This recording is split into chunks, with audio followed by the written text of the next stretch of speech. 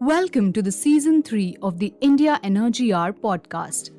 The India Energy Hour podcast explores the most pressing hurdles and promising opportunities of India's energy transition through an in-depth discussion on policies, financial markets, social movements, and science.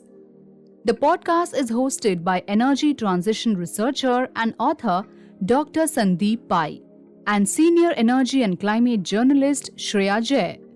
The show is produced by multimedia journalist Tejas Dayananda Sagar and is presented by 101 Reporters, a pan-India network of grassroots reporters that produces original stories from the rural India.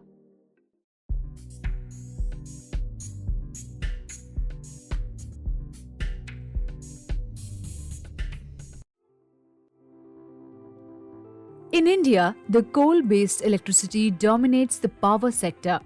But the country has set ambitious renewable power targets.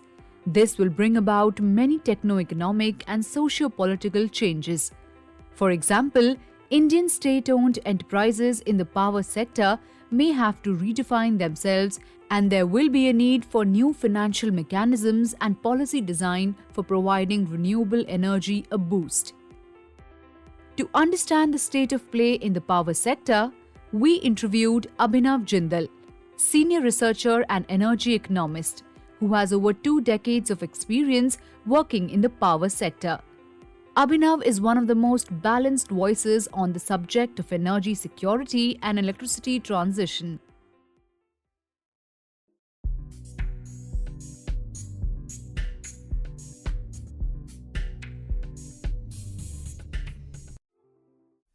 Abhinav, really a pleasure to have you on the podcast. I've been following your work for a bit. You're one of those people who is a practitioner, but also somebody who thinks in a more scientific and an academic sense. So really delighted to have you. And I hope we can have a wide-ranging conversation about power sectors, role of state-owned enterprises, repurposing assets, etc. So welcome to the show. Thank you, Sandeep. It's been an honor. And it's indeed a very joyful experience interacting with such an elite cohort. So I'm all excited and delighted, looking forward to it. Okay. So, we have a tradition in this podcast that we start with, we spend about 10, 15, 20 minutes, depending on the episode, on the guest itself, their journey, like where they were born. What did they study? Like, what is their story, right? Like, why did they get interested? Why is Abhinav interested in power sector? He could have been interested in food. Or tell us, what's your story, personal and professional? So, I am essentially an engineer by training. My training in engineering focused on the steam turbine, gas turbine, power plant engineering. And I was excited about all that engineering stuff right from my college days. And I then got into one of the premier Maharatna companies in India, NTPC, and at a very young age. And I was fortunate to work at one of their corporate center functions, which is a very regulatory, disciplined kind of a function, commercial, where I got into the nuances of tariff setting, and dealing with regulators, state, central, as well as a number of independent private players. At that time, 2004, when the market was opening up, Electricity Act was passed in 2003, and there was a deluge of private players getting into India. You must have seen how Reliance and Lanco and so many other companies were in fact poaching people from NTPC, and it was a time for us to hold on and to improve upon our learning capabilities. Meanwhile, I was kind of upgrading and upskilling myself in a number of other parallel domains. I also happened to work in a corporate planning function where we are doing policy advocacy directly with the Ministry of Power. So a number of things happening alongside. And then meanwhile, I happened to do some master's course in economics, not a regular one, but which gave me a number of intricacies about the economics in general and that for the power sector in particular. And as a result of which, I developed a sound grounding in economics related to the financing of power sector. Also, I was fortunate to learn a Harvard online management mentor program, which was a 1-year program where I was exposed to a number of management concepts along with economic concepts. So I could develop a holistic perspective, something like an equivalent of an MBA. And then finally, I also happened to get an opportunity to do a full-fledged PhD from one of the premier institutes in India, which is IIM Indore. And my supervisor there was somebody who had a mix of energy, environment, finance, operations, research, and not economics alone.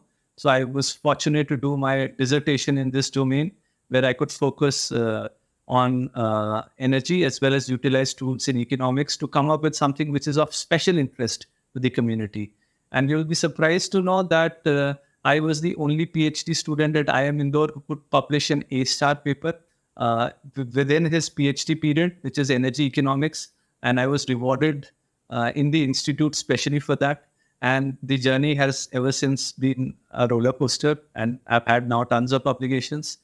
And as I usually say, it's not the impact factor of a journal that matters. It's the impact of the work that finally matters. And I'm happy that the work has made some bit of an impact in India and elsewhere. That's a great point or statement that you made. It would be good if you can just tell some of these impacts that your work has had.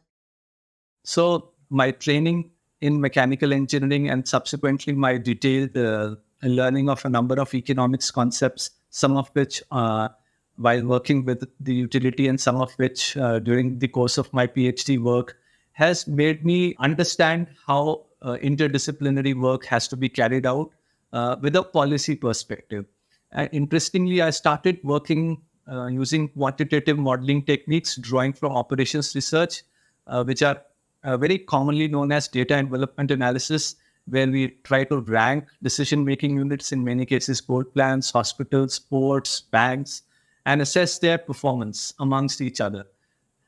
And very often I found that many of these works have been taken wholeheartedly by the industry, but to make a larger impact and to reach to a wider audience, which may not be researchers alone, I realized probably it is about time to not focus on quantitative work alone, but also to focus on qualitative analysis. And that is when I also got in touch with a number of researchers abroad, besides my doctoral dissertation committee.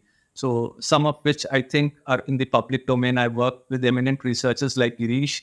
We have done qualitative analysis, policy analysis, and gone beyond quantitative stuff. So we did works on a number of counts. Recently, we have done a work on understanding what should be the policy design for an Atmanirbhar energy independent Bharat. And that paper is the first of its kind, so to say, to analyze what should be the policy design for making India Atmanirbhar in green energy technologies. So some of which has been possible because we have now focused on the policy aspects of it. The other domains we've tried analyzing are the ones which really matter.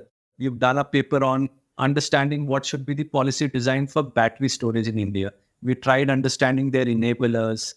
We then talked about something called mandatory battery standards. And you'll be happy to learn that ever since we talked about mandatory battery standards, the same are now in vogue. The regulator probably took a cue and has now enforced these battery standards across the country. We've developed a paper on understanding the policy design for green hydrogen. And in that paper also, we have talked about mandating green hydrogen standards for industries, the hard to abate ones. And we will not be surprised that if these mandates also see the light of the day in the coming future. So the objective is to take the current technology, go at its frontier, try to understand policies elsewhere, try to draw lessons for India, make a recommendation, being aware of what is happening in the Indian context, and then to create an impact, a lasting one, long-lasting. And you forgot to mention that you have presence across the supply chain, each and every aspect. Yes, that's the advantage of working with researchers across continents. And I kind of mentioned it. It started with US, Stanford, Girish. Now, ever since he's moved to Oxford, so we have a team of researchers we are working with Oxford. And I think Sandeep and others must be aware of. I just got a call recently from Sugandha Srivastava. She's at Oxford. She's writing a paper for Nature Energy. She wants me to write a case study for India where we want to explore the rigidity of fixed contracts, which lock in a number of investments in Indian context. And I'll be leading that case study from India. And so it is serendipity so many times, almost, with every new author that I've been exposed to. So I would, in a nutshell, say I've been very lucky. That's great. And we are lucky to have you so we can pick your brain on the power sector, the state of power sector. So why don't we start with the topic with a, highly big picture question about, tell us what is the state of power sector? We have a lot of international audience as well who are interested in energy sector, but doesn't know the nuances. So who runs the power plants in India? Who is financing the power sector, and what is the status, and how does renewables come into the picture in the current state of play? So that's a good question. India, besides being the most populous country in the world and pejoratively termed as the third largest emitter in actual terms, although in per capita terms, way behind others. So also has a burgeoning energy demand. So, and if we want to put it in numbers, so as much as roughly 410 gigawatt is the entire kind of installed capacity in India as of now, out of which more than 50% is dependent on coal alone. And that is the general idea, right? We are trying to maximize the utilization of this fundamental resource, which is coal, in terms of utilizing the peak demand. So out of this 210 megawatt, we try to meet the maximum demand from coal. And there are a number of reasons for it. We could delve about it in some more time. But the idea is, because coal happens to be the fundamental resource, and because it is able to meet the base load as well as the peak load requirements in India, it happens to be the most important resource in meeting the energy demand. Having said that, India has set a hugely ambitious target going forward in terms of utilization of capacity from renewables. So much so that I think roughly 175 gigawatt of renewable capacity is now from solar, from wind, from hydro, and from waste to energy plants. The only drawback is the utilization factor. Unlike coal, the utilization is relatively lesser. Although there are studies which are trying to improve upon that also. Having said that, India is also one of the only countries in the world which is trying to have its own sustainable energy transition. You're aware that after the Ukraine war and the COVID shocks, a number of countries have gone back and revamped coal. But India has stayed afoot in its very cleared, identified goal of energy transition amidst all the setbacks elsewhere. So the idea here is India's energy transition model is sustainable and it is here for the long haul. And they want to rope in more and more renewables going forward. At the same time, they want the fundamental demand to be met from coal. So this is the larger perspective of what is happening in Indian context. However, we also need to understand that whenever we are scaling renewables alone will not be able to meet the entire power demand because of their intermittency. We require battery storage. Battery storage again has to be in a number of forms. It could be lithium-ion battery, it could be gravity storage, it could be a number of other forms. India is working on those counts, but there are technological and cost limitations. By the time we are able to meet those limitations, we need to be dependent on other sources. And India, I'm sure, is not going to be shy on that count as well.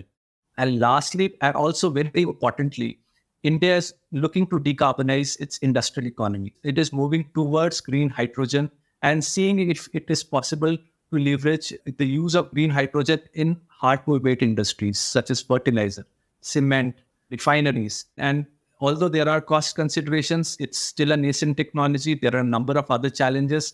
But if you see the policy imperative, if you see the urgency, it is very evident that India doesn't want to miss the bus. Such is the case with electric vehicles also. We have set hugely ambitious targets, 70% commercial vehicles by 2030. 80% two-wheelers by 2030, which means 8 out of 10 vehicles will be electric vehicles when it comes to two-wheelers. So these are the kind of targets. And I must assure you that many of these targets are ahead of their schedule in terms of implementation, in terms of policy support. It is such a time that government has not shied away from enforcing any of the subsidy measures. It came up with FAME 1 and now it is being followed up with FAME 2. the manufacturers find it difficult to implement the kind of subsidies that are being doled out. There have been instances where manufacturers are trying to misutilize the subsidies. I mean, government is ready to offer them. I just wanted to highlight the kind of policy ecosystem which is in place to enable this impending energy transition, which is not something which is going to happen, but it is something which has happened and which is happening as we speak. So this is the entire kind of things, how things are poised. And in fact, we will be happy to note that we started working on a study where we are trying to see if this transition happens in the automobile sector, particularly the EV ones, then what is its impact on a number of firms which are dependent on coals, for instance, Coal India, NTPC, and Indian Railways. And in economics, it's known as second order impact. We're not talking about the direct impact, which is due to underutilization of coal. We're talking about the second order impact in terms of if we have more EVs, then we'll be requiring more renewables. That is why. And if we'll be requiring more renewables, then it implies that probably the coal-dependent companies' balance sheet will be under some kind of a shock. So not only they are exposed to the first level impact, that is due to utilization of less coal, they are also exposed to the second order impact due to utilization of renewables, which is required for electric vehicle charging. And you try to develop a methodology from the world best practices and see what is the kind of impact.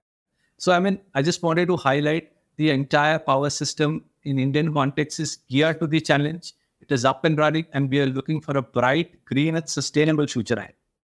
Well, thanks, Abhinav. You gave a good summary of all the targets that this country has. Ambitious, as you said, aggressive is what I will say. The only target right now which is missing from the country is an expiry date to the coal, which I agree is something that the global north is being pushing us to do. But if you give an expiry date to coal or you do not, it puts into perspective a lot of these other targets as well. 500 gigawatt renewable by 2030, or 100% electric mobility, or 70-75%. This whole ecosystem changes the moment you add or subtract coal into this whole equation. How would you juxtaposition all these targets that you mentioned, all the green targets, with the current reality? And what happens when you take out coal from the equation? So for a country which relies on coal to meet the fundamental needs of its people at large, I don't think it is possible to wish away coal for not just a decade, but a number of decades going forward. So what is possible is definitely, number one, more sustainable use of coal. Number two, to see how we can make the use of coal more friendly in terms of environment, and to gradually allow renewables to take the place of coal in a larger context. And I will put it in perspective with the help of three arguments. First, the way coal is important for India, gas is important for a number of European and American. Have they shied away from the use of gas? No. Can they? Probably not. So India is not an outlier. Definitely not when it comes to its developmental objectives, and definitely not when it comes to its growth imperative. So coal is going to be central to the argument of India's growth story. That is something which has to be central to India's energy transition. Having said that, there is also something very important called the age of coal fleet. If you compare the age of Indian coal fleet vis-a-vis other countries in the West, you will find Indian coal fleet is much, much younger. In fact, the average age of Indian coal fleet is around 12 to 14 years, while the average age of coal fleet in a number of European and Latin American as well as American countries is more than 20 years, which makes them amenable to retirement. And you would understand for a coal plant whose debt has not been paid out. I mean, debt usually you pay out within 15 years. Forget the equity. How are you going to pay out? And that is the nub of the problem. We are not able to garner enough finance to undertake massive retirements. And we are talking about retiring some 210 gigawatt plants. We can't have finance. Can we mobilize finance on that count? We've done a number of studies. You would see a plant, whom you're trying to retire some 20 years ahead of schedule, will require massive financing. It will require huge financing to retire 1 gigawatt. And you're talking about retirement of 210 plants, 210 gigawatt plants ahead of their economic life. So this will throw the finances in a tizzy, not just of a country like India, but I would say any developmental institution either it is the World Bank or IMF or even any group of institutions. We have talked about, we have seen how JETP has been kind of trying to undertake transition in countries like South Africa, Indonesia, Vietnam, Mexico, Philippines. But you see, these are relatively smaller countries. They have much, much smaller coal fleet. They are coal fleet, and also the population load is relatively lesser. And do you think that we will be able to accumulate finances of the magnitude that is required for India? Probably not. So what is required is for a fleet which has gone past its age, which is turned unremunerative, which is environmentally disastrous, probably we could find ways and means to see if it can be resurrected. Otherwise, we will see how it can be retired, but retired in a fashion that it becomes just to the entire community which is dependent on it, not just the utility, but all key stakeholders. So on that count, I would say, and at the analogy I usually give while explaining this is that of an electric vehicle, which is quite straightforward to understand. If India is talking about a net zero for 2050, I know it is 2070, but imagine if it is 2050. And if we imagine the life of any vehicle to be 15 years, it implies that after 2035, India cannot have an internal combustion driven vehicle. So the last internal combustion engine driven vehicle has to be 2035. If India talks about net zero by 2050, however, India talks about net zero by 2070, which means India can still manage to utilize internal combustion engines till 2050 or 2055. On the same count, if India is talking about net zero by 2070, India can still manage to work on coal plants, if not more, but at least by 2050, which is good 2.5 decades ahead. So in that context, talking about coal plant retirement will be a bit premature. Although we can talk about improving efficiency, we could talk about more sustainable use of coal while working on these coal plants. But to talk about retirement of coal plants en masse will throw the entire power system into a tizzy. And then I don't think we have the kind of renewables that are required to balance this burgeoning requirement, so to say. And we need to have financial mechanisms to gradually retire the unremunerative plants. I'm just curious, should it be imperative on us to shut down coal? Is it not possible to, given our net zero target year is 2070, it is highly possible plan to run coal and also, have mitigation plans alongside. We had former Secretary Anil Jain as our guest in one of the episodes, and he said something very amusing is that 2070 is our target. So I can shut all my coal power plants tomorrow or in 2069 and still achieve my net zero target. Also, I can keep running my coal power plants and side by side I mitigate it. So overall, the carbon emissions are at a level that we have targeted it to. This is something that the Coal India AMD said in an interview today. What are your thoughts on this? I want to understand. And also this whole repurposing of coal and, shutting down environmentally costly plants and keep running the better efficient ones. Who is going to give money to these coal plants that we have? I don't quite buy the argument that a coal plant turning unremunerative has to be shut down just because of environmental constraints. I believe that the fundamental attribute of a coal plant is to generate power. We have market mechanisms in place where a plant which is economically unviable does not get the schedule and is not allowed to generate. That is something called merit order in terms of getting the capacity allocated from a coal plant. So if it is unremunerative, it will not get the allocated capacity and it will be shut down in any case. So that is happening to some of the coal plants already in Indian context, and we call it stranded assets. So utilizing stranded assets is another issue altogether. Some of the considerations are already in place to see how these stranded assets are put to good use. Now, coming back to this question of repurposing. Repurposing is a concept that is prevalent in a number of countries and that has yielded dividends when utilized according to the underlying asset.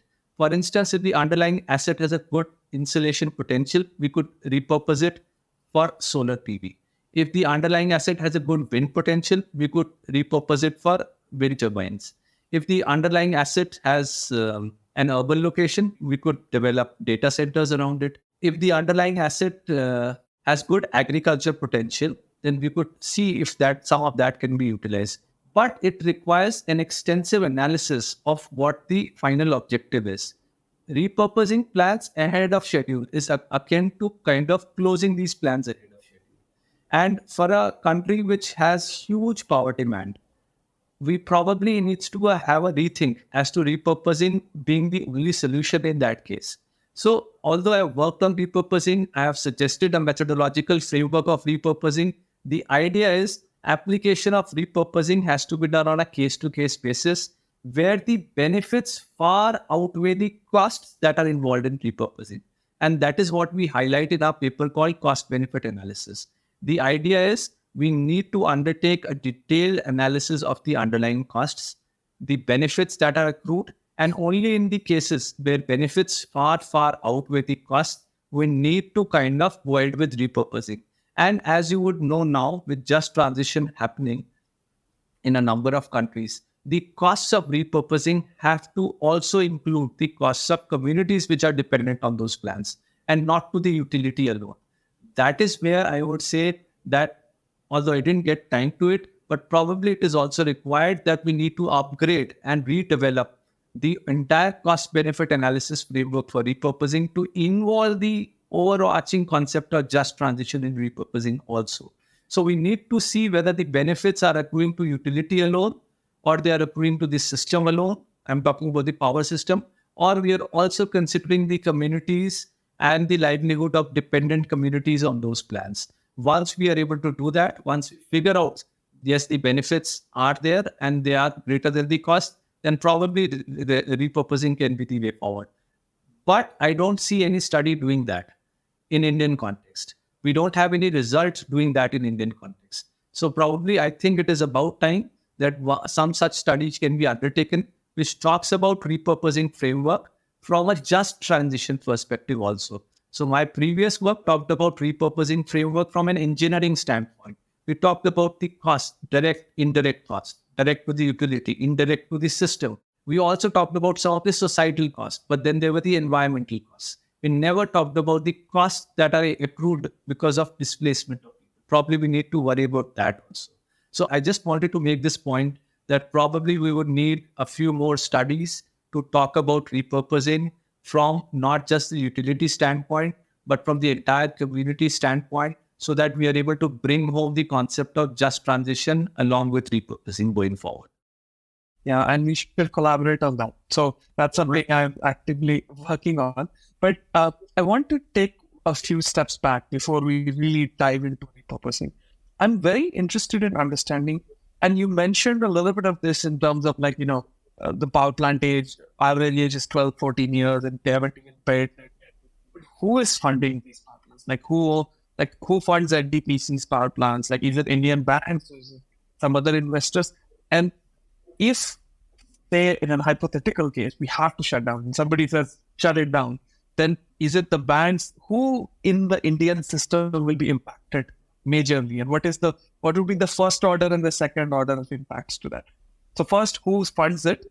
And second, if hypothetically one has to shut down, because it's easy to say shut down, but if there is huge impacts, even just from a financial point of view, you can't do it, right? So all power sector assets, they come under the umbrella of roping in equity, which is anywhere between 30%, 20%, and getting the rest tied up through debt, which is somewhere between 70 to 80%. So most of the equity is through the independent company, right? And most of the debt is through a number of banks and a number of non-banking financial companies, which are PFC and REC in this case.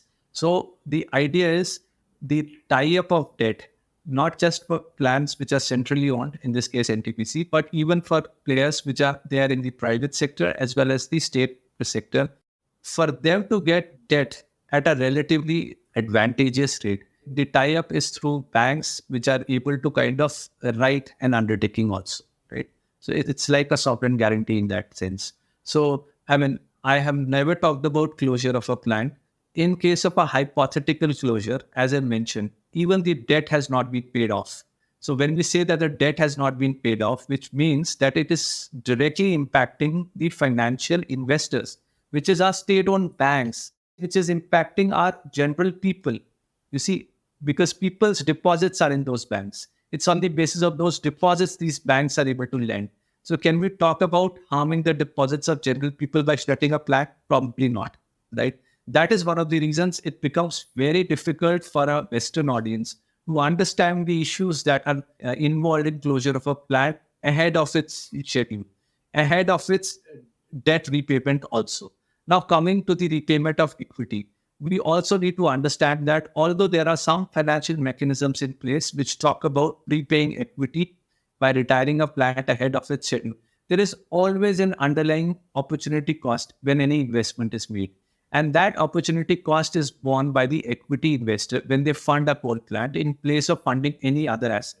Although you are somehow paying back in the equity, whatever rate, concessional, whatever, but you are not able to pay back the kind of opportunity he had in terms of getting returns from other assets. And this is going to jeopardize a lot of investor sentiment in India.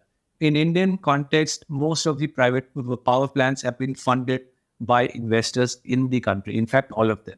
So do you want to happen their animal spirits by kind of closing down plants and impacting the entire infrastructure segment when the economy is somehow trying to lift up and come out of that COVID limbo? Probably not. And this is very well understood by our policymakers. They understand the criticality. I mean, I don't call it a coal asset in retiring any infrastructure asset without its serving its economic life. You see, I mean, the kind of impact any infrastructure project has when it gets, when it collapses ahead of schedule. Any bridge, any road which is not able to service its debt, it becomes a non-performing asset. So probably if we don't have substantive financial mechanisms to undertake such kind of exercises, it's probably not the right time to even think about it, talk about it. So both from an energy security, but also from finance. I mean, obviously, this is something many experts in India know, but I was pushing you so that, you can explain what the implications to even not like common people, forget like banks and that sort of like, could have on that. So, what is the journey that India should undertake from here in terms of even thinking about or creating frameworks? I mean, I know you have done a lot of work or you have written quite a bit and created frameworks about repurposing. I mean, which plants should we think about repurposing? And obviously, it's on a case-to-case basis. But like, what are some factors that can help you identify, okay, this is a plant where we can sort of explore whether repurposing is an option as well. But before you answer this question, I think just for the benefit of the audience, maybe you could explain what is repurposing, what does it mean, like into what? And is it only repurposing to clean energy or is it repurposing to like a completely new sector? It's just using the existing assets. So, ESCOM had this, South African utility, ESCOM had this repurposing and repowering. So, I wonder if first you can explain that and then subsequently explain how to choose power plants, which one in the Indian context. So, repurposing is utilizing an underlying asset for another productive purpose. But when we say that we are going to utilize for another productive purpose, we need to establish the productivity of that asset at the first place. Number one. Number two, we need to see what is the opportunity cost of utilizing that asset for a fundamental purpose. For instance, I saw that in US, a number of assets, coal assets, were repurposed to gas assets. And I hope you know that, right? In Europe also the same happened, right? So what happens is then you are kind of utilizing an underlying asset without doing much change to its form or figures to make it productive for another fuel altogether. So although it reduces your emissions to a large extent, it improves the productivity in terms of reducing emissions. So US found a very innovative way of reducing emissions by moving away from coal to gas. India, we've done a paper we've tried to figure out, is trying to find one such mechanism where some of its coal assets can find a way towards more sustainable use. I think you are aware of the fact that India has repurposed its Badarpur coal plant to an ecological park, right? So, and that ecological park is going to give a huge health benefit which although has not been monetized, but because it serves as the lungs for Delhi, if you start monetizing that benefit, the benefits will far outweigh the costs that were happening or that happened for repurposing that asset. So in Indian context, I would say, or in generalized repurposing concept, repurposing requires an analysis not only from an economic or financial appraisal standpoint, it also requires an analysis from an engineering standpoint, where we need to undertake some kind of a feasibility report assessment, which is, and also like an environmental assessment of the futuristic technology, right? And then see whether the benefits of that technology are applicable to the original site or not. For instance, if we are trying to repurpose a coal plant in Delhi, do we have the enough insulation happening in that Delhi? We could do that on paper, saying that this much land could be used for solar, but it may not have the solar potential. It will have the kind of cloud cover. So we need to worry about the altitude. We need to worry about the latitude, longitude, insulation potential. So in other words, we need to go deep into the engineering aspects also while working out as to what is the preferable repurposing option. Okay, thank you for explaining that. Let's move on to another interesting topic, which is state-owned enterprises, something I also like. I'm also very interested in. What do you think would be the future of state-owned enterprises? How can they diversify over time? I mean, it's not like this decade. How can, like, especially Coal India or NTPC, that category of central PSUs, how can they diversify their businesses? What are the new businesses that they can get into? If you have any thoughts on that. And in fact, this is also the sum and substance of my futuristic work. Very often we talk about climate-related financial risks, right? And then we talk about how firms, particularly state-owned enterprises, and a number of financial institutions, when we say financial institutions, we use them replaceably by the word banks, are kind of exposed to this kind of risks, right? But I mean, the future strat of my work is not focusing on risks alone. I find that research a bit regressive. I want to focus on the opportunities. And I say this climate-related financial opportunities. And this is going to be the kind of topic of research that I'm trying to see can happen with Imperial College and Oxford. And then we are trying to see if we can work that around. I mean, we are talking about a more substantive and positive research and also the impact going forward. So we are talking about focusing on climate-related financial opportunities. So we talk about diversification plans. When we talk about diversification plans, we at times use the word mitigation plans in the same place. Is it really mitigation? Are organizations, particularly state-owned enterprises, they are for mitigation alone? Are they not in a place where they can make enough money out of the clean technologies? Probably the way forward is not mitigation plan, but diversification opportunities. And we need to develop production pathways where we work significantly on such diversification opportunities.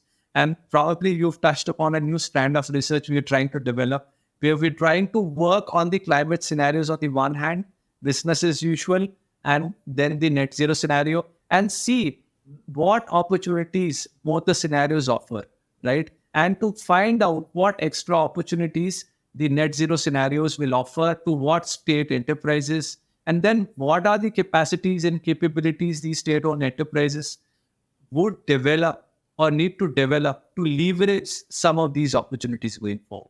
So I can't reveal all the kind of things that are happening in this domain, but this is the research agenda for the next 1 year and going forward. Although we are still looking for agencies to help us to go ahead, but this is the larger objective going forward. On this note, I just wanted to get your view on this. Would state-owned enterprises be receptive to this kind of paradigm shift? Why I ask is because in the last decade or so, when India has taken the first step towards energy transition, a lot of state-owned enterprises have missed the bus. BHEL being the prime example, which could have been the manufacturing backbone of the India's green energy sector, is nowhere to be seen. There are only a handful of public sector companies which are planning a green energy future. There's NTPC, which has some sort of plan. Coal India is thinking of, but we have not seen any concrete plans. Not to take any specific, if you don't want to take any specific names, but how prepared first would central government enterprises would be And I like to think that the problem worsens when we go towards state level public sector enterprises, which are still a little back in time when it comes to technological advancements and future planning with regards to energy transition. Would like to know your thoughts. When I'm confronted by this question, and trust me, I'm confronted a lot, right? So I have my answer ready up later. So I think you're aware of the fact that Punjab National Bank predates Indian independence. Okay. So it was before our country was even independent. I mean, Britishers came and left, but it is like in place. Such are its systems. And if they say no to a project, I mean, they really say no to it. I mean, no power in the world can make that financially feasible. Such are its systems. Although at times we may not agree to it due to a number of pressures, internal and external. But still the due diligence mechanisms of Indian banks, financial institutions is very, very robust, both in letter and spirit. I just wanted to point out one segment of our state-owned enterprises, right? Now, moving on to the technological enterprises, many of them are more than 50 years old. They have stood the test of time. We're talking about energy transition. They have undertaken a technological transition. They have seen that. They have also undertaken an information technology transition. And I'm sure that they'll be able to undertake this energy transition also. There have been some hiccups. I mean, you've talked about one such state-owned enterprises.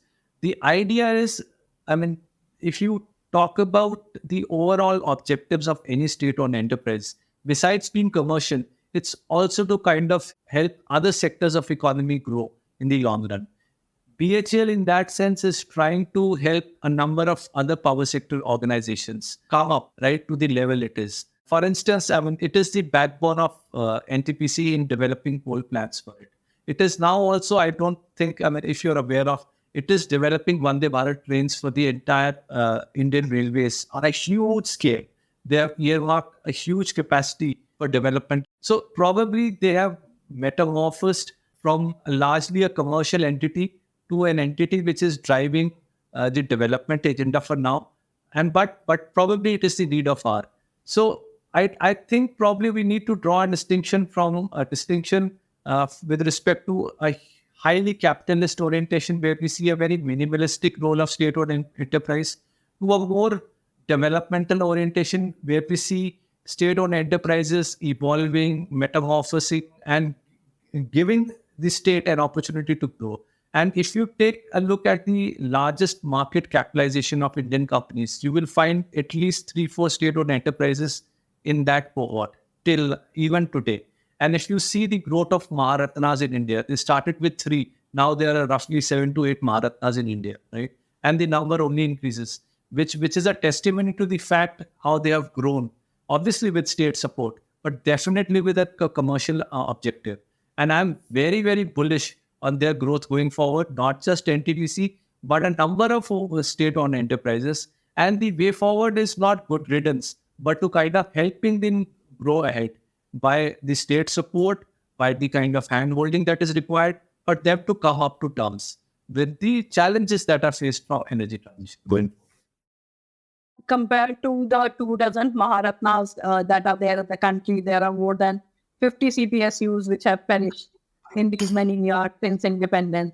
I want to ask is that, I'm sure, as you said, that these PSCs have stood the test of time and some of them would be leading us into the future. Who or what agency do you think is right now fit enough to lead the energy transition of this country? Because I'm sure even if there is a buzzing market of energy transition, there are several players, private, public. Given the nature of market regulations in the country, it is usually, obviously, a public sector enterprise which leads a major goal like this. So in terms of energy transition, what do you think? Which all PSCs would it be? That's a very good question. In fact, a very insightful question. And we've tried answering this question in one of our papers on JETP. I mean, although we couldn't express it in that paper because of a space constraint, but in the underlying argument somewhere in the annexures, we made this point that Indian transition journey is going to be mammoth in terms of the scale and the speed. It may not be one state actor alone. which could spearhead this transition going forward. It's a complex, arduous task which requires a number of stakeholders. And it requires not only the state-owned enterprises, it also requires a number of private players to come to terms with what is happening around. And precisely this is what is happening in Indian context. If you recall, when the green hydrogen mission was announced, a number of state-owned enterprises came forward and developed pilot projects in the nook and corner of the country.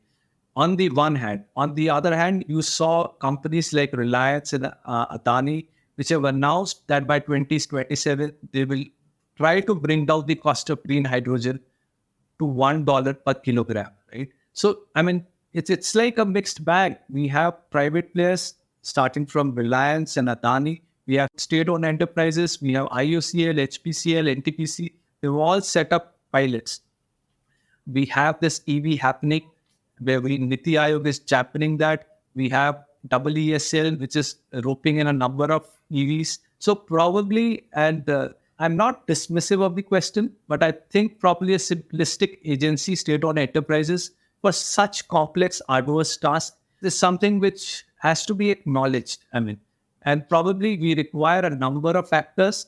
We've talked about why SECI alone cannot drive renewable energy. Probably I keep writing to a large extent that the burden of renewable energy procurement, when it was solar and wind alone, was on SECI's shoulders. Probably we require a number of agencies like SECI, a number of MNREs to shoulder this and develop it manifold.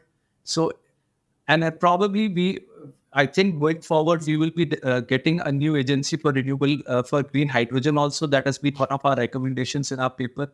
We require an agency which can collate and collect the demand requirement of green hydrogen from a number of agencies. And then it could kind of come up and start auctioning projects for green hydrogen. And so that we are able to decarbonize those sectors which we have not been able to touch through renewables, battery storage, and through other mechanisms. So probably will require another SECI or a half a dozen SECI to take this transition, because NTPC has the DNA is cool. It's moving to renewables full scale, but then it can't do green hydrogen alone.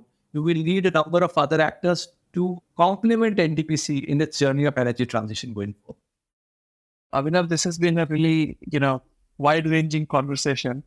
Before we kind of get into the end of this, I want to ask, what is Abhinav's agenda for the next 3-4 years? Like you mentioned about some, you'll be working on the state-owned enterprise piece, but is there any other piece of research or new methodology that you're developing or even framework?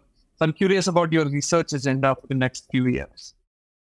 So we are trying to see how we are able to impact policy in India and how we are able to draw on the best practices from other jurisdictions, US, UK, Europe, into India again, right?